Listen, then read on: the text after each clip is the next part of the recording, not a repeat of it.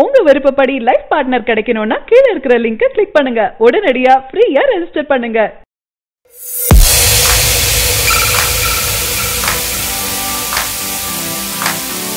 தமிழ் சினிமாவின் முன்னணி நடிகராக இருந்து வருபவர் சூர்யா. இவரின் நடிப்புல பல படங்கள் அடுத்தடுத்து வெளிவர இருக்கு. அடுத்த மாதம் என்ஜிகே படம் திரைக்கு வர இருக்கு. இதற்காக பல அப்டேட்களை படக்குழு கொடுத்துட்டு தான் இருக்காங்க. என்ஜிகே படத்தின் டீசர் சில மாதங்களுக்கு முன்பு வெளியாகி ரசிகர்களிடம் நல்ல வரவேற்பையும் பெற்றது. இந்த படம் நீண்ட நாட்களாக ரசிகர்களின் எதிர்பார்ப்புல இருக்கு. செல்வராகவன் சூர்யா யுவன் கூட்டணியில் மிக பிரம்மாண்டமாக உருவாகியுள்ள இந்த படத்தை ரசிகர்கள் ஆவலுடன் எதிர்பார்த்து காத்துட்டு இருக்காங்க. இந்த படம் அடுத்த மாதம் வெளிவர இருக்கு. இந்த படத்துல இருந்து சிங்கிள் ட்ராக் வெளியாகி ரசிகர்களிடம் மிகப்பெரிய வரவேற்பு பெற்றிருக்கு.